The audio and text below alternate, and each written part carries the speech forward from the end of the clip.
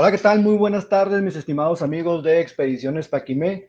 Pues hoy nos encontramos con una muy interesante plática de nuestra gran amiga arqueóloga Paola Miranda, quien es egresada de la Escuela Nacional de Antropología e Historia del Norte de México y quien ha estado pues investigando bastantes cosas muy interesantes sobre la zona arqueológica de Paquimé, que pues es la zona arqueológica más importante del norte de México. Pues fue declarada como Patrimonio Cultural de la Humanidad por su importancia. En 1998 fue esta declaratoria.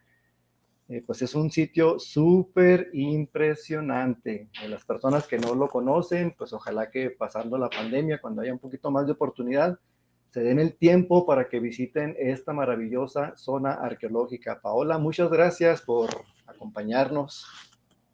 Gracias, Elías, por la invitación, amigos de Expediciones. Les voy a platicar hoy sobre Paquimé, pero nos vamos a ir a un tema muy específico, que es el manejo del agua en Paquimé. Y esto es porque, vamos, siempre que pensamos en Chihuahua, en el norte es desértico y a veces la gente dice, manejo de agua, ¿cómo es posible, no? O sea, es una zona desértica. Pero justamente por eso, para estas zonas, era muy importante el manejo del agua. Y bueno, primero me gustaría compartirles algo que era parte de mi trabajo de tesis, en donde hago una distinción de dos tipos de manejo de agua. Un manejo de agua técnico, que son todas estas obras hidráulicas que conocemos, y el otro es un manejo del agua mágico-religioso, que es por medio de ritos, podríamos decir también que petrograbados, en donde no conforme con tener el manejo del agua técnico, era necesario también pedir a sus dioses que no faltara este vital líquido. ¿Le podemos dar a la siguiente, por favor? Bueno, Paquimé se encuentra al noroeste de Chihuahua, en Casas Grandes. Esta área son llanuras y algo que siempre me gusta aclarar al inicio es que el paisaje que vemos ahorita no es el mismo que había en ese entonces. Ahorita el río Casas Grandes se volvió un río de temporal. En aquel entonces su caudal siempre llevaba agua a este río. Entonces también la vegetación ha cambiado bastante por tanto ganado, por tantas actividades que se están haciendo en esta zona, es que hemos modificado el paisaje de esta región. Y bueno, Paquimé es conocido por sus estructuras de tierra, que también esto es algo muy interesante, que estas estructuras con el agua se van desgastando, entonces también tenían que cuidar de ellas. Le damos a la siguiente imagen, por favor. Bueno, aquí vemos un mapita del estado de Chihuahua y les puse en rojo lo que es la cuenca del río Casas Grandes. Es una cuenca cerrada. Esto quiere decir que el río no va a desembocar en el mar, va a desembocar en la laguna de Guzmán. Este río va a ser muy importante pues para toda esta zona porque es la que va a dar agua a este grupo de Paquimé, que también, bueno, este grupo se cree que empezaron a sentarse por ahí del 700 después de Cristo al 1450 aproximadamente. Los arqueólogos han hecho una periodización y lo dividen en tres periodos, lo que es el periodo viejo, que va del 700 al 1200 después de Cristo, el periodo medio, que este va a ser el periodo de apogeo, de grandeza de lo que es Paquimé, del 1200 al 1450. Y hay un periodo tardío del 1450 al 1550. Hay algunos autores que manejan que la decadencia de este grupo debió de haber sido por ahí del 1425 al 1450, que es cuando no se sabe exactamente qué es lo que pasa. Hay arqueólogos que dicen que es una suma de factores lo que va haciendo que este grupo desaparezca, tal vez guerras, falta de comida, incendios, y hace poco comentaba el arqueólogo Gamboa en una conferencia que dio en la escuela que en algunas estructuras se encontraron que había habido sismos y que éstas se cuartearon. Entonces, tal vez también esto pudo haber sido causa de que este grupo se fuera de este lugar. Y bueno, de Paquimé los primeros que hablan de este sitio es Baltasar de Obregón, de los primeros expedicionarios que llegan para acá. Él se asombra al ver estas estructuras de tierra y también cuando él las encuentra son muy diferentes a lo que nosotros encontramos. Él en las crónicas llega a decir que llegaban a tener hasta 7 pisos. Sin embargo, la evidencia hasta el momento nos dice a nosotros que lo más que pudieron haber tenido eran 4 pisos. No se ha encontrado evidencia de que haya tenido más pisos. También Fray Bartolomé, en 1559, esto fue antes de Baltasar de Obregón, también habla sobre estas estructuras de tierra y le asombran estas construcciones que son monumentales para lo que en el norte llegamos a veces a creer que no hay sitios arqueológicos, que son muy sencillos. Pero bueno, esto es también una cuestión de perspectiva, ¿no? Porque también en todo lo que es el río Casas Grandes tenemos los cerros terraceados, que pues de cierta forma son estructuras monumentales, son muy altas y llevan mucha mano de obra y si lo podemos considerar hasta como una pirámide, ¿no? Y bueno, continuamos con Paquimé. Este grupo, para que hubiera crecido tanto, era necesario que tuvieran agua y alimento para que creciera su demografía. Y bueno, se asentaron cerca de lo que es el río Casas Grandes y tenían muy buenas tierras para cultivo. Y generalmente, cuando hablamos de maíz, frijol y calabaza, pensamos en Mesoamérica y creemos que solo en Mesoamérica se dieron estos cultivos. Pues no, en el norte también se dieron estos cultivos. McNish dice que el maíz se domesticó desde muy temprano para acá, para el norte. Para Casas Grandes se ha encontrado evidencia de que consumían maíz, chile. Esto fue una investigación que hicieron Minis y Wallen, en donde encontraron semillas de chile aproximadamente a 2 kilómetros de lo que es Paquimé. Esto fue algo muy importante porque igual como les digo, cuando pensamos en Chile solo pensamos en Mesoamérica y no había evidencia de que en el norte se hubiera consumido este fruto. También consumían lo que era frijol, calabaza. Y bueno, para todo esto ellos necesitaban tener un control del agua para poder cultivar y que se diera bien todo esto. Bueno, algunos arqueólogos que han trabajado en esta zona descubrieron que inundaban algunas zonas y también que usaban las famosas terrazas. Las terrazas son unas estructuras de roca para inundar ciertas áreas en donde se va a cultivar o para contener el agua. Otro aspecto a resaltar, ¿podemos cambiar de imagen, por favor? Bueno, vamos a entrar ya de lleno con lo que es la ciudad. Este es un mapa de lo que se ha excavado hasta el momento en Paquimé, porque pues todavía hay muchas estructuras que están debajo de la tierra, pero no se sacan porque pues sería perderlas, no hay dinero para mantenerlas y pues mejor preservar la evidencia de estos sitios a que se deterioren, porque bueno, estas estructuras se van deteriorando con el viento, con el agua, con la nieve, y pues es mejor que se mantengan. Y bueno, aquí lo que vamos a destacar van a ser los depósitos de agua, el montículo de la serpiente, la casa de la serpiente y la casa del pozo. Le damos a la siguiente imagen, por favor. Bueno, aquí ya están como marcadas en rojo. Ahorita vamos a ver a más detalle cada uno de los sitios, pero primero me gustaría entrar con lo que es el montículo de la serpiente. Este montículo, bueno, está cerquita de lo que es la casa de la serpiente. En la casa de la serpiente se encontró una quiva.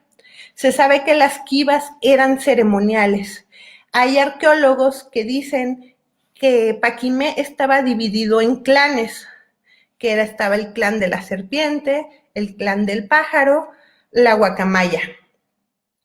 Entonces, algunos creen que el clan de la serpiente eran los encargados del agua. De hecho, el montículo de la serpiente se cree que era como para mantener que no se inundara hacia la ciudad.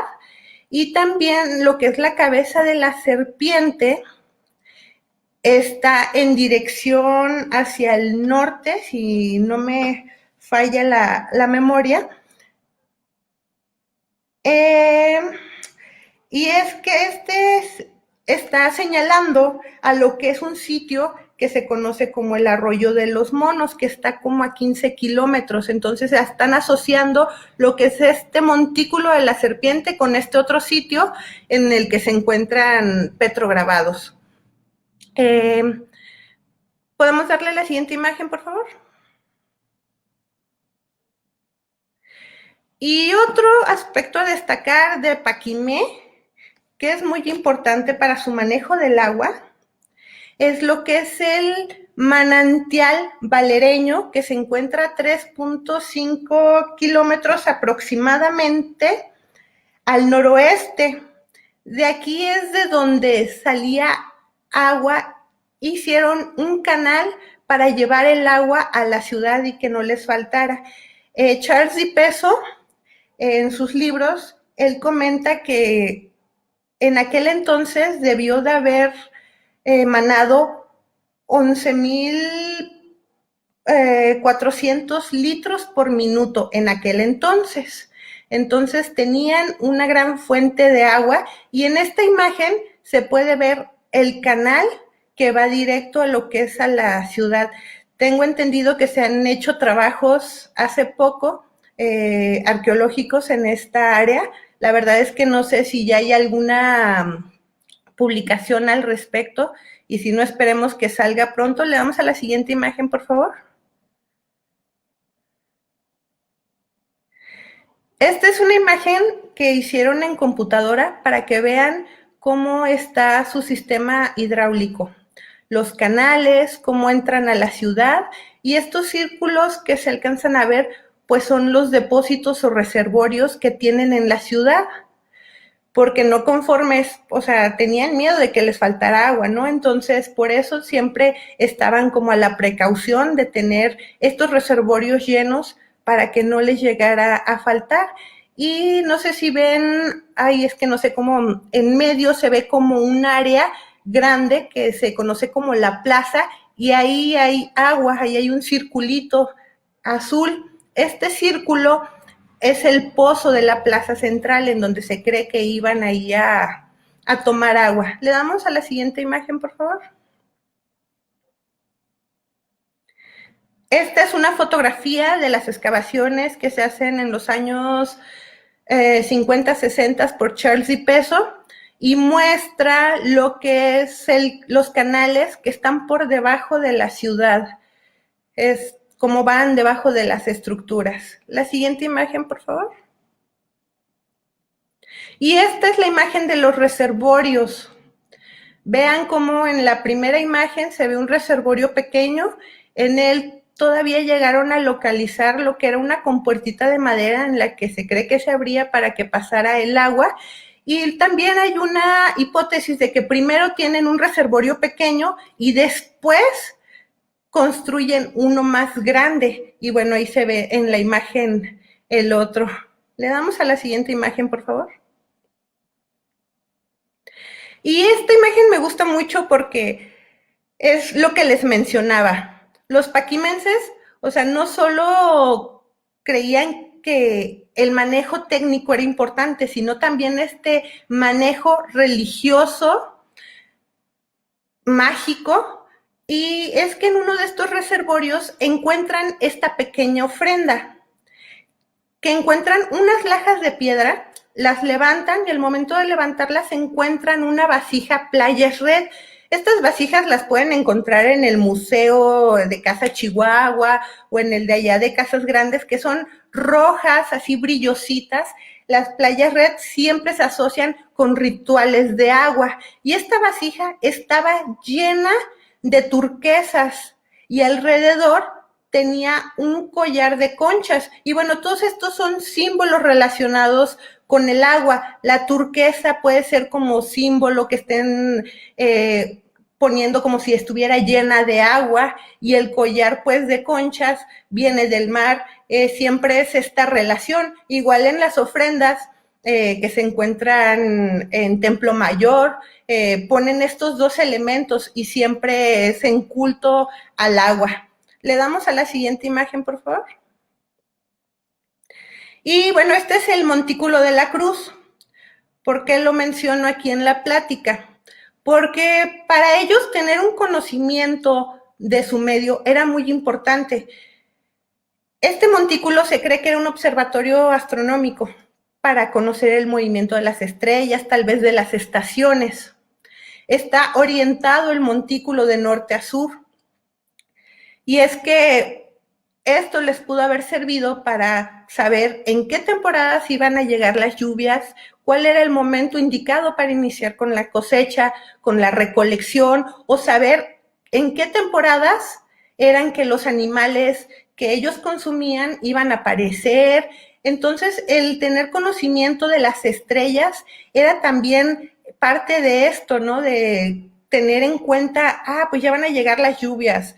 Y también esto me gustaría mencionarles que también otro de los animales que relacionan mucho con la lluvia es a la mariposa, así como la serpiente, las ranas. Generalmente cuando pintan esto en rocas, en cerámica, están haciendo referencia al agua. Le damos a la siguiente imagen, por favor.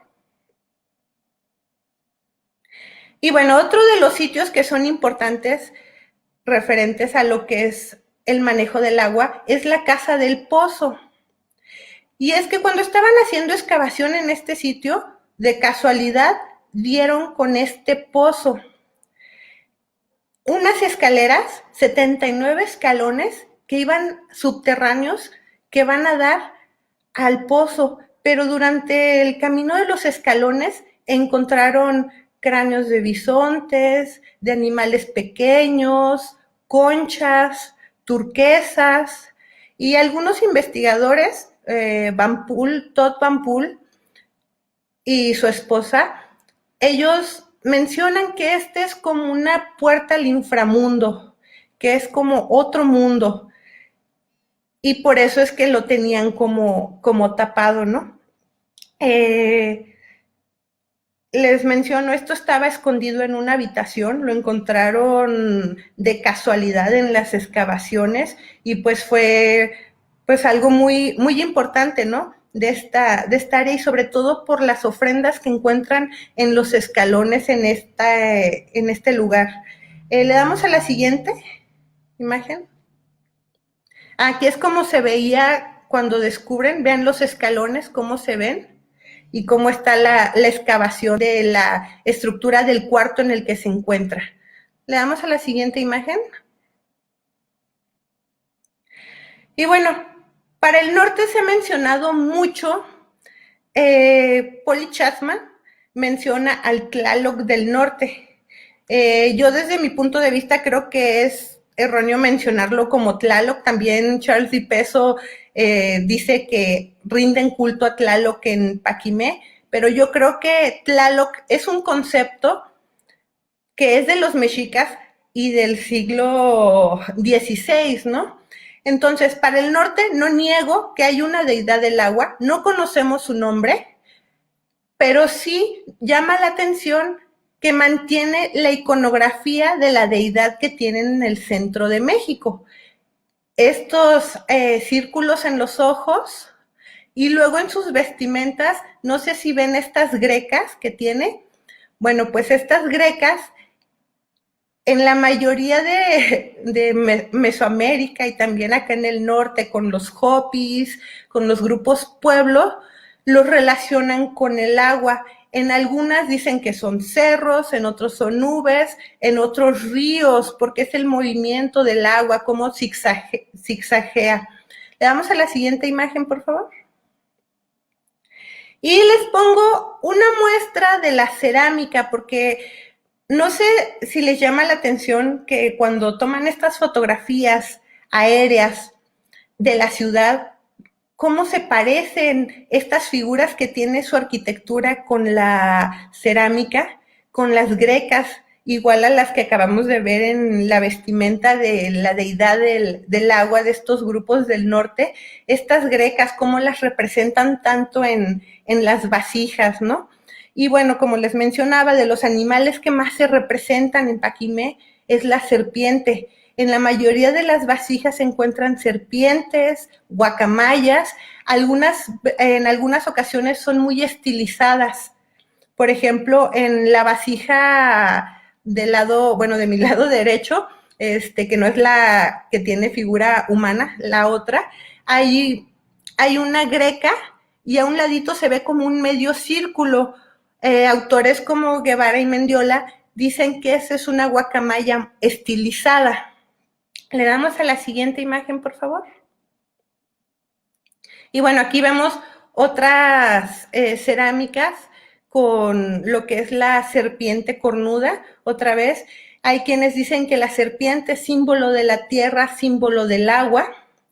Y lo que les quería mencionar es que en la cerámica se cree, bueno, hay dos tesis en donde dicen que la cerámica Ramos Polícroma es un vehículo ideológico. Es por eso que tiene las mismas formas que su ciudad. Están ellos dando difusión a su ideología. Y pues aquí vemos cómo se repite continuamente muchas grecas y cómo se mantienen los mismos colores, ¿no? El rojo, el negro. Y bueno, ya para terminar, esta cerámica, pues también están haciendo aquí el uso, el manejo del agua, tal vez ideológico, mágico, religioso. No sabemos exactamente la función que tenían estas cerámicas, solo son hipótesis que se han hecho por medio de los arqueólogos, porque pues la cerámica es lo único que tenemos como vestigio que nos puede hablar un poquito más sobre su ideología. En Mesoamérica, por ejemplo, están los códices y pues aquí lamentablemente no tenemos nada de ese tipo, lo que tenemos es la cerámica y es por medio de ella que se han sacado estas hipótesis de que se cree que había un clan de la serpiente, un clan del pájaro y también en algún trabajo que alguna vez presenté yo hacía una hipótesis de que también podría existir lo que es el clan de la mariposa, porque en algunas cerámicas representan la mariposa y también en vistas aéreas de la ciudad hay cuartos que tienen esta forma de mariposa. La mariposa generalmente les digo que es también representativa del agua, de la lluvia, porque cuando está húmedo el ambiente es cuando nacen las mariposas. Entonces es un indicador de que va a haber agua. También las mariposas es un símbolo de movimiento del aire. Y bueno, amigos, esto es todo por mi parte. Espero les haya agradado. Y pues por aquí estamos en Facebook como Pau Orbe. Muchas gracias por tu presentación, Paola. Mira, tenemos aquí algunas preguntas. A ver. A ver, déjame las busco. Rubén Jaé, nuestro estimado amigo Rubén Jaé, no sé si lo conoces, allá está No, la verdad estudiando en no. la escuela también y expedicionario, aventurero de corazón. Su primera pregunta dice, ¿sabes si se da el teocintle en la zona de Casa Hasta Grande? donde yo sé, no se ha encontrado evidencia como tal del teocintle en Paquimé. No estoy segura, pero creo que en el Juanaqueña, no como teocintle, pero sí unos maíces que son pequeños y de menos granos. Que son como los primeros maíces que se empiezan a domesticar y que conforme lo van modificando es que le van saliendo más granos al maíz y ahí en lo que es el Juanaqueña, que está muy cerca de lo que es Casas Grandes, el Juanaqueña está entre Janos y Ascensión, ahí es donde se encuentran maíces más prehistóricos, pero no estoy segura si sí como tal el teocintle. Que estos maíces más o menos son que como del 1500 antes de Cristo, ¿no? Déjame te busco la fecha, pero Magnish decía que eran del, creo que él le da del 3500 antes de Cristo, ¿eh? Antiguos todavía. Porque de hecho, fíjate que aquí en la región de Casadrandes, prácticamente todo lo que es las orillas del río Casadrandes, pues hay muchas zonas arqueológicas de cerros de trincheras muy similares a Juanaqueña. Yo creo que Juanaqueña posiblemente sea el más grande, el más interesante, incluso con zonas con petrograbados en la parte superior. Así es. Pues hay algunas otras zonas arqueológicas pues bastante similares, ¿no? Y muy Sí, cercanas al río Casadrandes.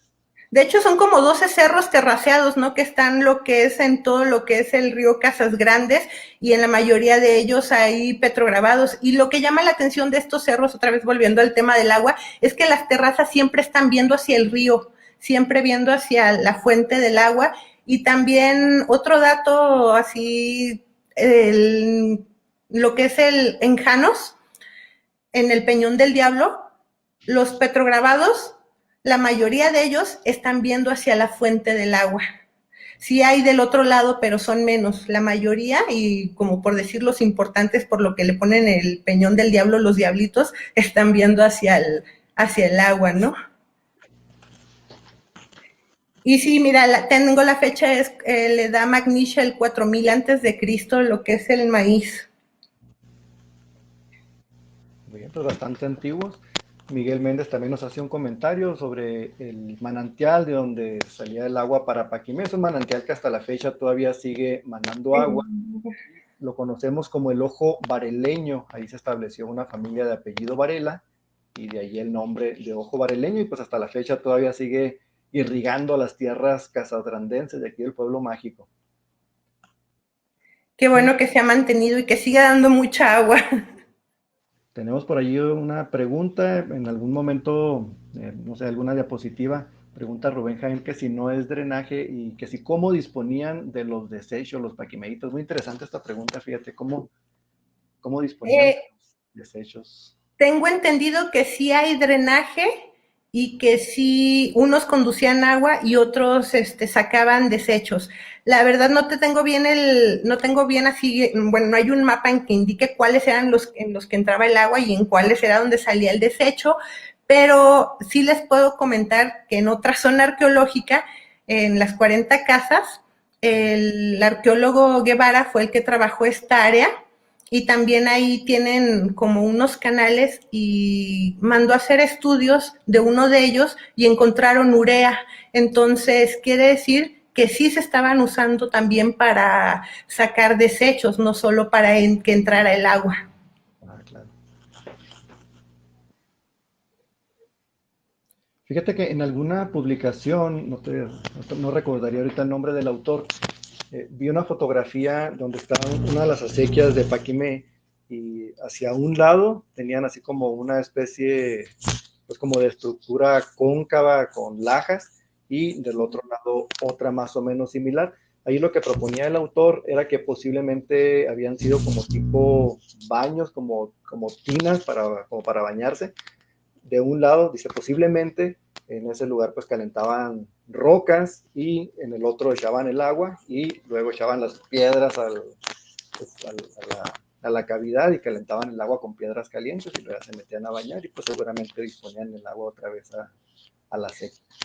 Casi creo que de quien lo debiste de haber leído fue de Guevara, porque él nos hacía mucho ese comentario en clase cuando llegábamos a tomar clase con él. Entonces seguramente has de haber leído algo de él. Tenemos aquí otro comentario de Marc López. Dice, los pimas altos tienen varias artesanías con colores polícromos, muy similares inclusive. Hay residuos arqueológicos en la cabeza del río Sonora, porque se asemejan estos grabados y porque sus colores son muy parecidos. No sé si es puro comentario o si es como pregunta. Híjole, bueno, pues es muy seguro que mantengan pues los mismos colores, porque también no sé si han visto un poquito la cerámica de los grupos Pueblo de Estados Unidos y toda esta área que Jojocam, como que hay muchas similitudes, ¿no? Porque pues yo creo había este intercambio, ¿no? De culturas, estaban en constante movimiento y pues seguramente esto hace que de repente la cerámica se parezca, ¿no? Yarima Barrera dice, perdón, no logré entender bien, ¿se encontró maíz en esa zona que data de 4000 antes de Cristo? Lo que es en el Juanaqueña.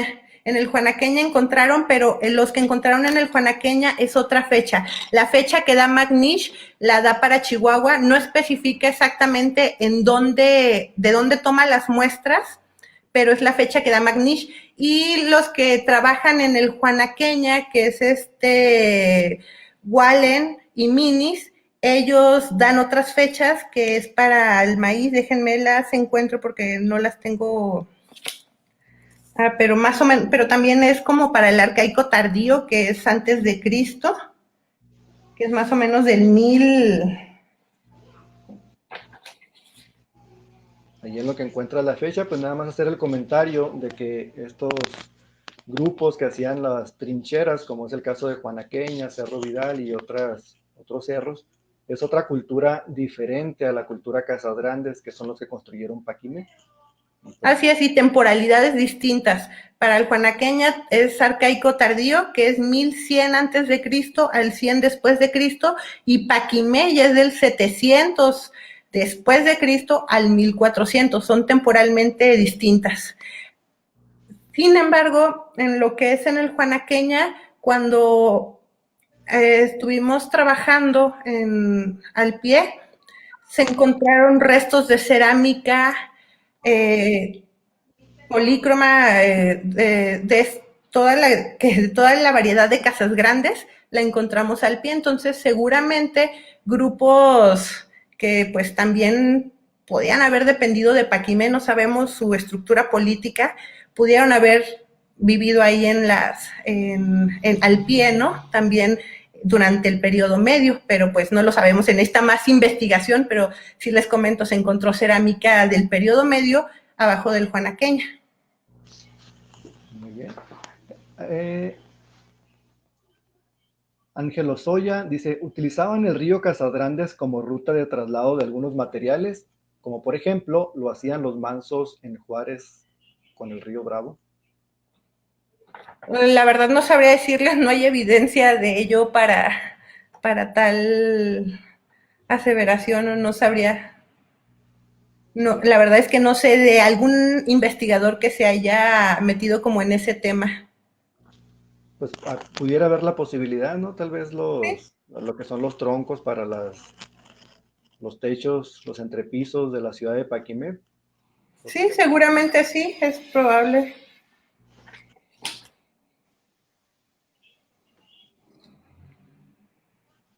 ¿Tenemos otra pregunta? Yo creo que son todas. Estoy aquí revisando. Sí, son todas las preguntas y comentarios ahí que muchísimas gracias, súper interesante la charla. No, gracias a ustedes por la invitación. Hola, mira qué interesante. Si tienen alguna otra pregunta, con toda confianza, háganla aquí en los comentarios y se la hacemos llegar a Paola. Oye, Paola, en nuestras expediciones hemos visto siempre muchas trincheras o como especie de gaviones que hay en los arroyos. Hay, pero muchas, o sea, es enorme el trabajo que hicieron ahí de este tipo de actividades. ¿Esos para qué los utilizaban? Pues mira, es que es difícil porque no sé exactamente de qué región, pero hay muchas funciones. Por ejemplo, las que también llaman terrazas trincheras del Juanaqueña eran para vivir, o sea, lo terracearon y vivían sobre ellas. Las terrazas que se encuentran ya, como dices, en el río, es posiblemente que era para inundación, para el cultivo. También otras las usaban para retener el agua.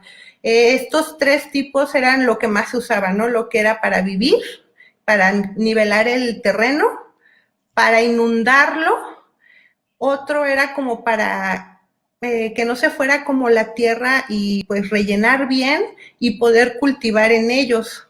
Entonces, pues son estas tres funciones en las que se les ha dado, pero dependiendo de cada región, y los estudios que ya se meten en excavación y todo, y es lo que determina el para qué las usaron, ¿no? Para Mesoamérica se ha encontrado mucho que fue para cultivo, para otras regiones como Centroamérica se encontró que fue nada más para retención de agua, y pues para el Juanaqueña está la evidencia de que eran para vivir. Muy bien. Sí, esos que te comento, pues nos encontramos principalmente en arroyos que no siempre traen agua, son arroyos temporales. Uh -huh. Zona serrana de Casas Grandes, donde está el ecosistema de bosque de pino encino.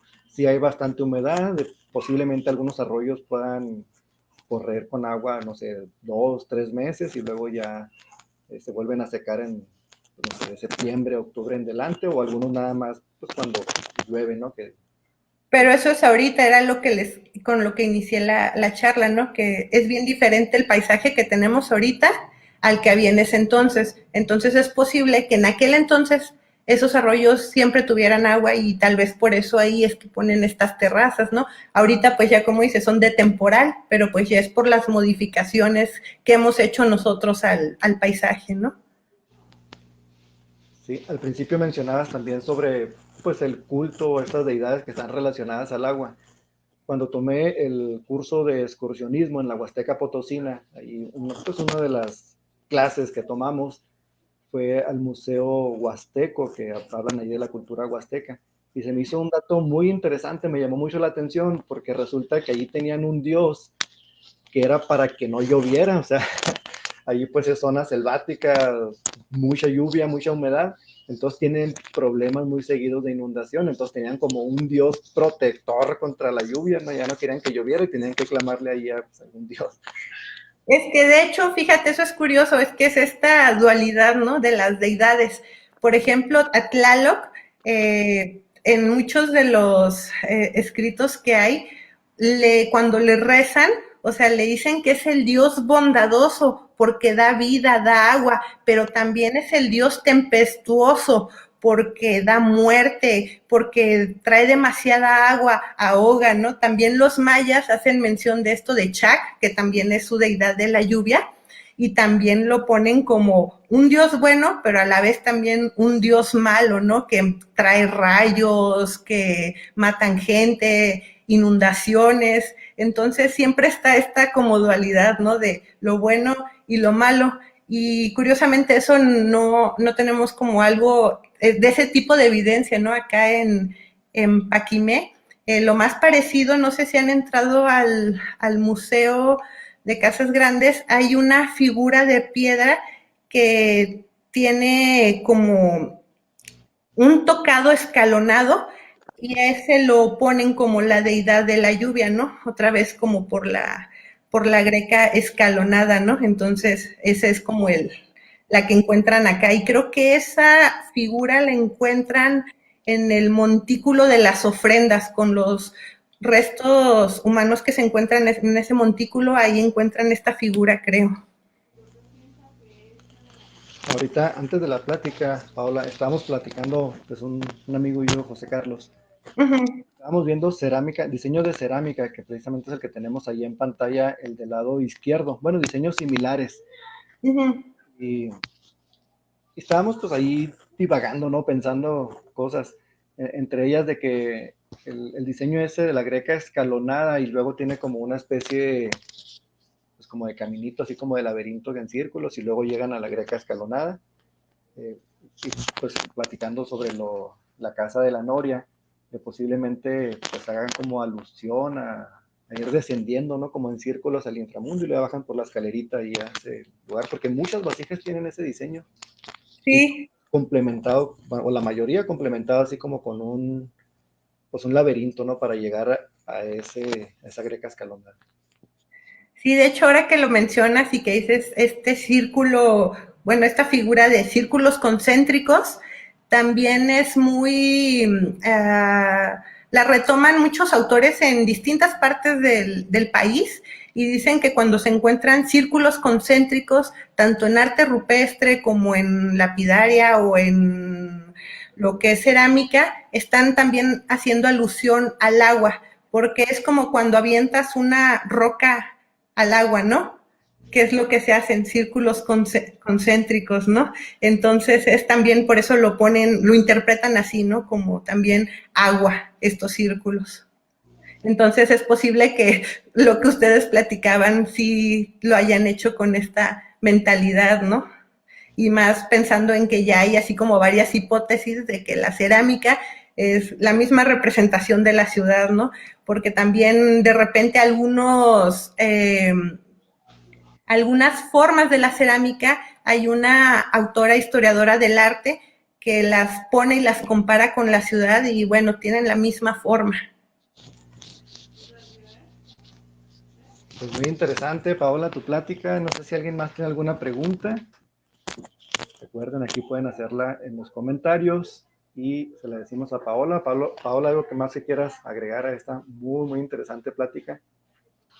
No, pues por mi parte yo creo que sería todo. Y igual si tienen dudas, comentarios, pues déjenlos ahí en el Facebook y luego me los haces llegar y ya los respondemos.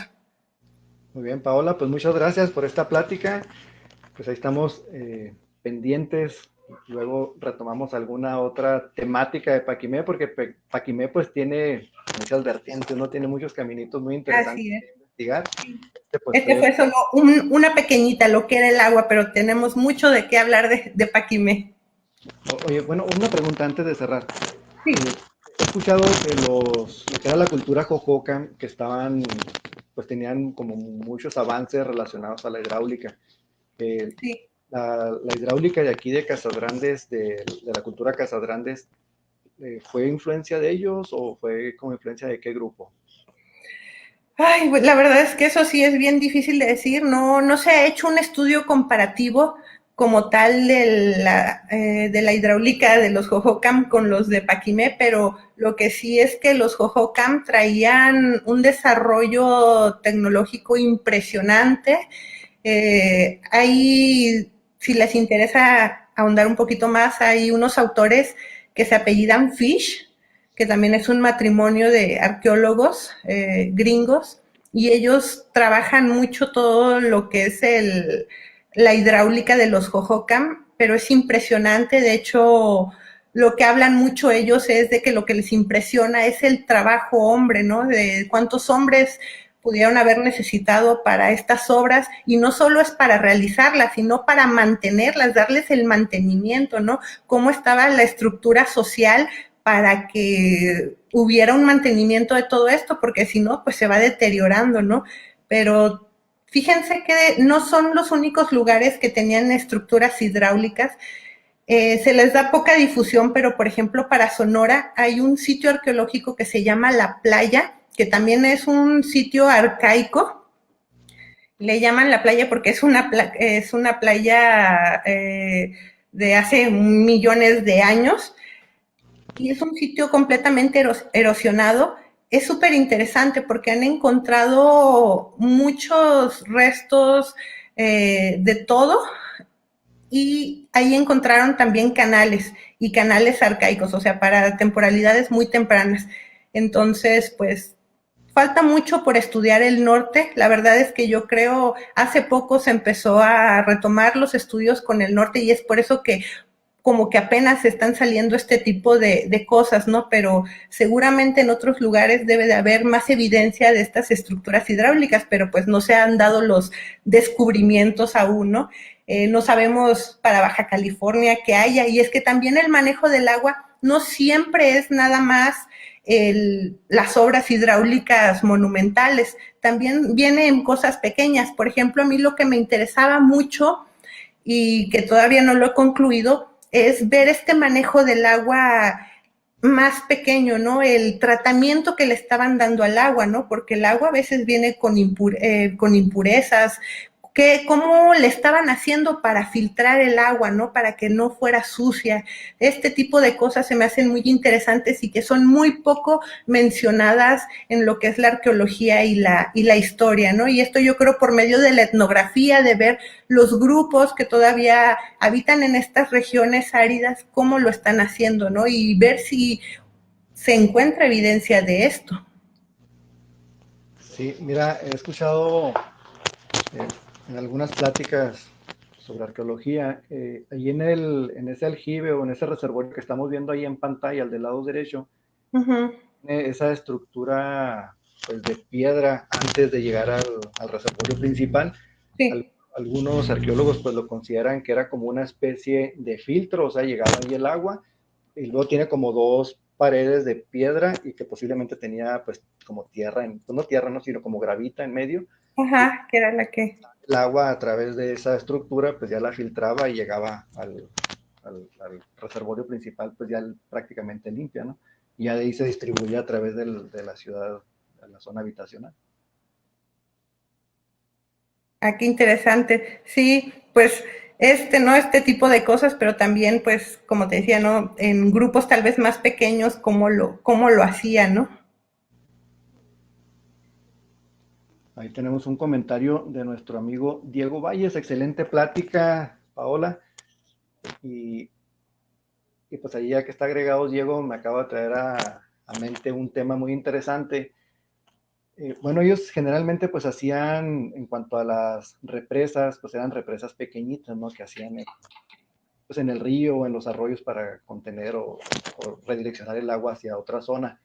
¿Qué opinión tienes tú como arqueóloga sobre las megaconstrucciones, sobre las presas gigantes? Ay, sobre las presas gigantes, pues son necesarias. Yo, pues vamos, o sea, nuestro crecimiento demográfico es impresionante y pues creo que son necesarias y pues necesita como este avance, ¿no? De la sociedad, porque pues sí es bonito preservar todo lo que tenemos, pero pues es necesario y más ahorita, ¿no? Aquí en Chihuahua que tenemos este problema del agua, ¿no? O sea, es necesario contener porque hay un mapa del INEGI en donde muestran los pozos subterráneos y como muchos de ellos ya están en números rojos, ¿no? Entonces, para mí, pues son obras como bien importantes y aparte que tienen como más significados que subyacen de ellas, ¿no? Porque también es como, pues, el control de las personas y etcétera, ¿no? Pero pues sí, yo sí las veo necesarias para nuestra sociedad, ¿no? Hoy en día. Hablando de eso, pues ahora pues obviamente la población ha crecido muchísimo, requerimos más, pues obviamente más alimentos, más, la agricultura pues ha crecido mucho por lo mismo de alimentar a tantas personas.